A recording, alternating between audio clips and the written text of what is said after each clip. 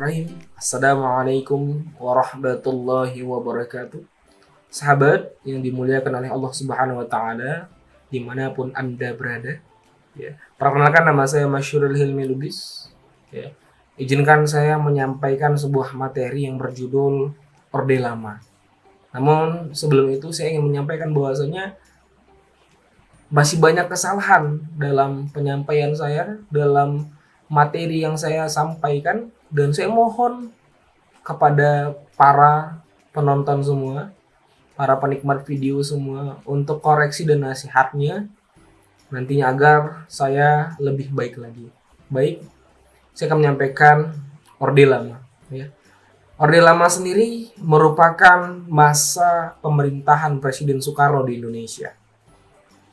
Beliau menjabat sebagai presiden pertama Indonesia dimulai dari tahun 1945, di mana saat itu Indonesia merdeka, dan pada saat itulah beliau menjabat sebagai presiden Indonesia hingga sampai dengan tahun 1966, ya, di mana berakhirnya masa jabatan Presiden Soekarno sebagai presiden dan berakhirnya masa jabatan Presiden Soekarno sebagai presiden, maka saat itulah berakhirnya masa Orde Lama.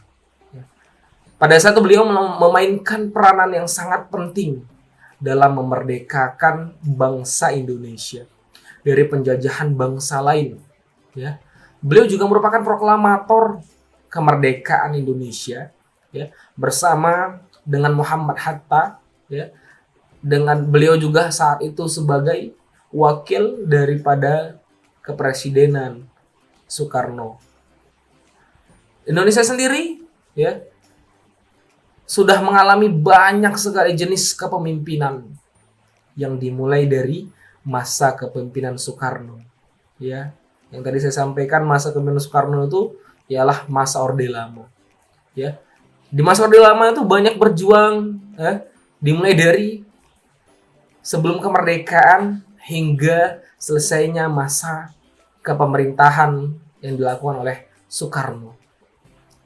Oleh sebab itu juga banyak model kebijakan politik yang dilakukan oleh Soekarno di masa jabatannya, ya.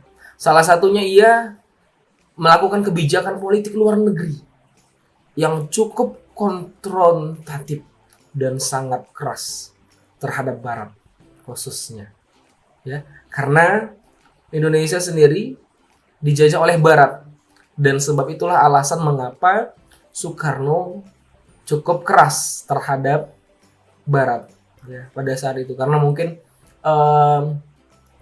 Soekarno merasakan bagaimana kejamnya, ya, Belanda menjajah Indonesia hingga itu ia sangat sinis terhadap bangsa Barat. Namun itu dulu, ya, bukan sekarang, ya. Karena sekarang ini memang Indonesia cukup baik hubungannya dengan negara-negara lain, ya. Dan masalah dalam negeri sangat berpengaruh penting pada akselerasi politik luar negeri pada suatu negara. Dan hal ini, ya, dialami pada masa Orde Lama. Kondisi politik dalam negeri yang tidak kondusif dan belum final membuat langkah politik luar negeri yang dijalankan mengalami pergolakan yang luar biasa dan sulit untuk dikendalikan. Namanya juga bangsa baru, ya, negara yang baru dimerdekakan, jadi banyak, ya, hal-hal yang mungkin kesalahan, ya, yang mungkin kurang baik yang harus diperbaiki. Namanya bangsa baru, pasti banyak hal-hal yang harus dirubah. Tuh. Namun keterlibatan Indonesia pada aktivitas organisasi internasional sudah terlihat, sudah nampak di masa kepemimpinan Soekarno, ya, di masa Orde Lama, ya.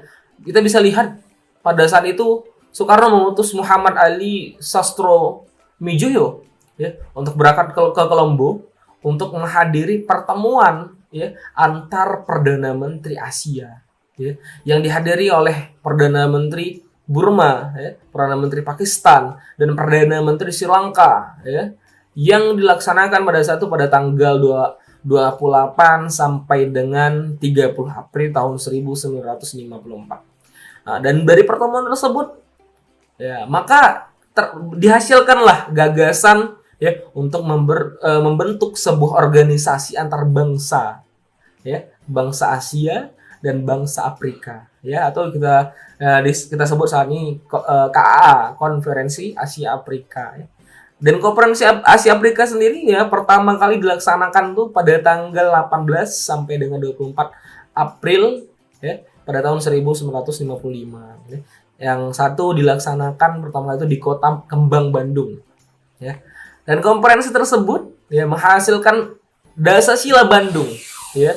Pada masa kepemimpinan Soekarno itu memang terlihat jelas bahwa politik luar negeri yang dijalankan cenderung konfrontatif, ya, dan anti Barat, ya, karena memang lingkupnya pada saat memang Asia, ya, Afrika, ya. Jadi masih mencoba lah, ya, di masa Soekarno masih mencoba bagaimana bisa berhubungan baik lah bersama Barat, gitu kan. Alhamdulillah saat ini kita rasakan bagaimana hubungan kita sangat baik, ya, terhadap Barat. Karena kenapa? Iya, banyak juga mahasiswa Indonesia yang saat ini kuliah, ya, di daerah Barat, ya.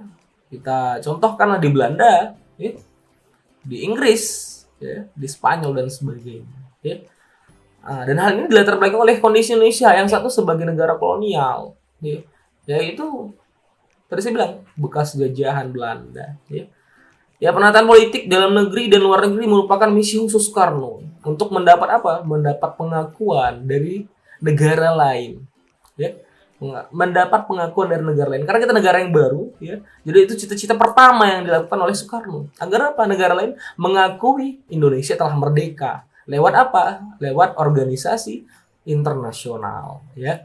Itulah yang pertama kali tadi, itulah Konferensi Asia Afrika, ya. Namun lagi-lagi ada kelebihan, ada kekurangan, ya. Lagi-lagi ada kekurangan dan kelebihan, ya. Ketidakpuasan rakyat, ya, terhadap Soekarno juga ada, ya. Namanya manusia, ya, pasti ada kekurangannya, ya. Ya, ketidakpuasan rakyat terhadap kinerja pemerintah dan banyaknya ancaman disintegrasi seperti PKI, ya, mengakibatkan Orde Lama perlahan-lahan tumbang, ya. Perlahan-lahan tumbang, ya, melalui, ya, surat perintah 11 Maret tahun 1966, ya. Yang satu, Presiden Soekarno memberikan mandatnya, ya, kepada Soeharto untuk apa? Untuk mengamankan dan menjaga keamanan negara dan institusi kepresidenan, ya. Setelah Presiden Soekarno lengser, ya, maka Orde Lama pun tenggelam dan digantikanlah oleh Orde Baru, ya. Maka berakhirnya Orde Lama disebabkan berakhirnya lah masa kepemimpinan Soekarno, ya. Setelah berakhirnya masa kepemimpinan Soekarno, berakhirnya Orde Lama, maka timbullah Orde Baru, yaitu di masa kepemimpinan, ya, Soeharto, ya. Dan hal tersebut, ya, pada saat itu, ya, tercantum, ya, pada sidang keempat, ya, sidang keempat yang diselenggarakan pada tahun 1966, ya, yang dilaksanakan, ya, MPRS, ya, yang berlangsung, ya, di Istora Senayan, Jakarta, yaitu, ya, pada tanggal 21 Juni hingga 5 Juli 1966, ya. Pada sidang tersebut, ya, menghasilkan, ya, 24 ketetapan, ya. Salah satunya yaitu ketetapan MPRS, ya, nomor 9 garis miring MPRS, ya, garis miring 1996 tentang surat perintah, ya, Presiden atau Panglima, ya, tertinggi Angkatan Bersenjata Republik Indonesia atau pemimpin besar revolusi atau mandataris Majelis Permusyawaratan Rakyat Sementara Republik Indonesia, ya, Presiden Soekarno diberhentikan, ya, dari jabatannya sebagai presiden, ya, pada sidang istimewa MPRS, ya, di tahun yang sama, dan mengangkat Soeharto sebagai pejabat Presiden Republik Indonesia yang kedua, ya. Maka berakhirnya masa kepemimpinan Soekarno, maka berakhirlah masa kepemimpinan Orde Lama, ya, yang dipimpin oleh Soekarno, dan kembalilah datangnya lah dilantiknya Soeharto, maka timbullah Orde Baru. Oke, sahabat yang dimuliakan Allah SWT, ya, mungkin itu bisa saya sampaikan. Mohon maaf apabila banyak kesalahan, ya, dan kerancuan, ya, mungkin banyak sekali hal-hal yang saya sampaikan yang sangat keliru mungkin, ya. Dan saya mohon nasihatnya, arahannya, bimbingannya agar saya lebih baik lagi di kemudian hari. Terima kasih banyak. Wassalamualaikum warahmatullahi wabarakatuh. Assalamualaikum warahmatullahi wabarakatuh. Saya Yulia Anggreni ingin menjelaskan terkait sistem partai politik di era Orde Lama. Nah, yang seperti yang kita ketahui bahwa pada era Orde Lama ini terbagi pada dua periode, di mana periode pertama itu pada tahun 1945 sampai dengan 1959, dan periode kedua yaitu pada tahun 1960 sampai dengan 1966. Nah, langsung saya ingin menjelaskan bagaimana kondisi politik Indonesia di saat Orde Lama. Nah, pada saat itu, Presiden Soekarno pada tanggal 5 Juli 1959 telah mengeluarkan dekret presiden yang berisikan tentang pembubaran konstitut. Diundangkan dengan resmi dalam Lembaran Negara tahun 1959 nomor 75, Berita Negara 1959 nomor 69, yang berintikan penetapan berlakunya kembali Undang-Undang Dasar 1945 dan tidak berlakunya lagi UUDS 1950 serta pembentukan MPRS dan DPAS. Salah satu dasar pertimbangan mengapa dikeluarkannya dekret Presiden 5 Juli 1959 ini adalah karena gagalnya konstitut melaksanakan tugasnya. Nah, pada masa ini, Presiden Soekarno memakai sistem demokrasi terpimpin. Nah, sistem ini mengungkapkan tentang struktur, fungsi, dan mekanisme yang dilaksanakan berdasarkan pada sistem trial and error yang perwujudannya senantiasa dipengaruhi bahkan diwarnai oleh berbagai paham politik yang disesuaikan dengan situasi dan kondisi yang cepat berkembang. Nah, maka problema dalam kehidupan masyarakat, berbangsa, dan bernegara yang berkembang pada waktu itu bukan tentang masalah-masalah yang bersifat ideologis politik, tetapi tentang masalah-masalah praktis politik yang mengandung realitas objektif dan juga mengandung pula kemungkinan untuk dipecahkan secara baik, walaupun secara normatif idealnya kurang atau tidak benar. Kemudian pula muncul penanaman dalam suatu bentuk kualifikasi seperti demokrasi terpimpin, demokrasi Pancasila.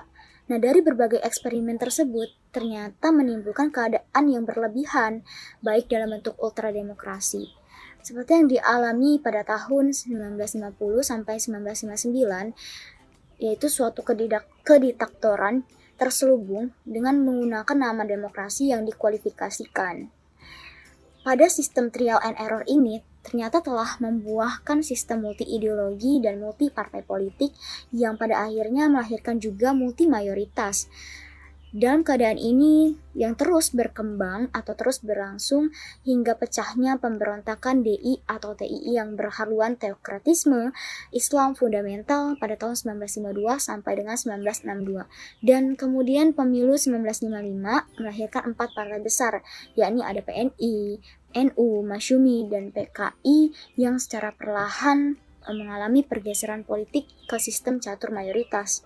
Keadaan ini berlangsung selama 10 tahun dan terpaksa harus kita bayar berupa gerakan separatis pada tahun 1997 dan juga konflik ideologi yang tajam yaitu antara ideologi Pancasila dan ideologi Islam. Selanjutnya saya ingin membahas juga mengenai tentang bagaimana partai politiknya pada era Orde Lama tersebut. Nah, pada masa sudah kemerdekaan itu, Indonesia menganut sistem multipartai yang ditandai dengan hadirnya 25 partai politik yang ditandai dengan maklumat Wakil Presiden nomor 10 yang jatuh pada tanggal 16 Oktober 1945 dan maklumat pemerintah tanggal 3 November 1945. Pada saat menjelang pemilihan umum 1955, yang berdasarkan demokrasi liberal bahwa jumlah parpol meningkat hingga 29 parpol dan juga terdapat peserta perorangan. Pada masa diberlakukannya Dekret Presiden 5 Juli 1959 ini, sistem kepartaian Indonesia dilakukanlah penyederhanaannya dengan Penpres nomor 7 tahun 1959 dan Perpres nomor 13 tahun 1960 yang mengatur tentang pengakuan, pengawasan, dan pembubaran partai-partai. Kemudian pada tanggal 14 April 1961 diumumkan hanya 10 partai yang mendapatkan pengakuan dari pemerintah. Antara lain ada Partai PNI, NU, PKI, PSII, Parkindo, Partai Katolik, Pertimurba, dan Partindo. Namun setelah sebelumnya pada tanggal 17 Agustus 1960, PSI dan Masyumi dibubarkan. Dari berkurangnya jumlah parpol tersebut yang tadinya 29 menjadi 10 parpol, ini tidak berarti bahwa konflik ideologi dalam masyarakat umum atau dalam kehidupan politik dapat terkurangi. Nah, untuk mengatasi hal ini, maka diselenggarakanlah pertemuan parpol di Bogor pada tanggal 12 Desember 1964 yang menghasilkan Deklarasi Bogor.